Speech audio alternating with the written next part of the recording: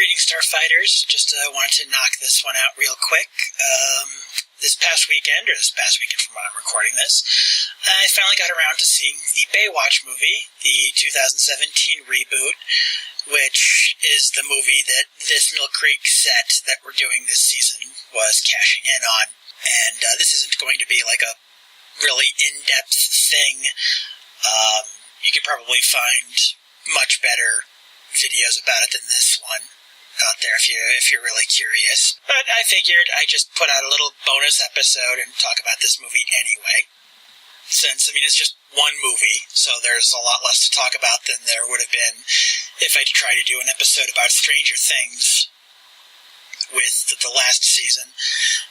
But, overall, I'd say I actually kind of enjoyed it. This one I would put on the guilty pleasures list because honestly some of the jokes I laughed at, I kind of regretted laughing at afterwards.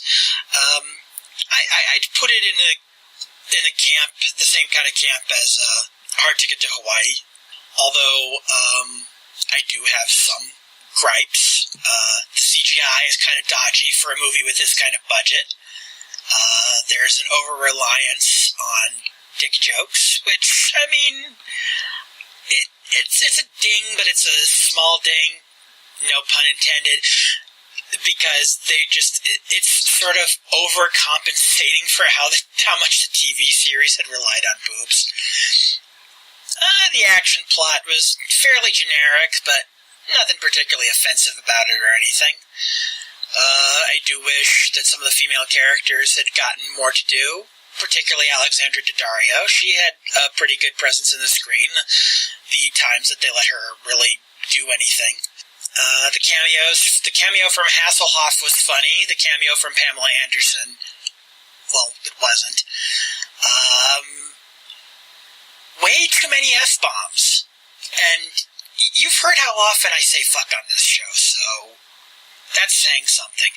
I didn't count, but I'm pretty sure that the Baywatch movie had more F-bombs than all three of the Andy Sedaris movies that I just got through reviewing had combined. But if you're looking for a cheesy action comedy, you could honestly do worse. But you could also do better, so I wouldn't say I'd recommend it, but I'm not recommending it. I'm not recommending it, but I'm not going to say you should skip it either. That's a better way to put it. Currently available on Amazon Prime if you have that. Available for streaming, that's where I saw it. And, I really needed to see it before I got through with this season of Shameless Cashgrab because I'm going to be canceling my Prime subscription on Christmas Eve. Long story, don't ask. Well, actually, no, it's not really a long story at all. It's because my subscription renews on Christmas Day, but Amazon has jacked up the price for a Prime subscription, so fuck that noise. So, yeah, the Baywatch movie, kind of funny. The Rock is about as charismatic and entertaining as he usually is. I've not hated any movie I've seen The Rock in. Hell, I even liked Southland Tales. One of the 8 people in the world who liked that movie. Zac Efron was pretty funny.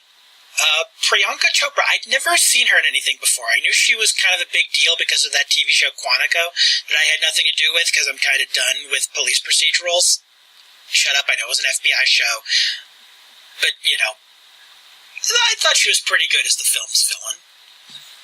Some of the best scenes were the back and forth between Mitch, played by The Rock in this movie, and Ellerby, and I am blanking on the actor's name, and I'm sorry.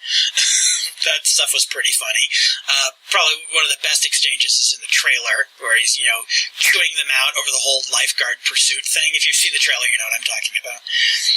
You turned the canals into the damn X Games. Yeah, that's because we were in lifeguard pursuit. There's no such thing as lifeguard pursuit. How do I explain this so that you people understand? You people? You people? Oh, you don't get to say that. You're just tan. Right on. Come on, brother.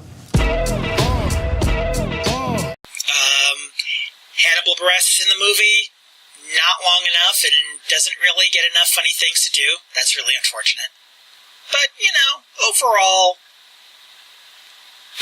yeah, I basically already said that it's worth checking out if you want to.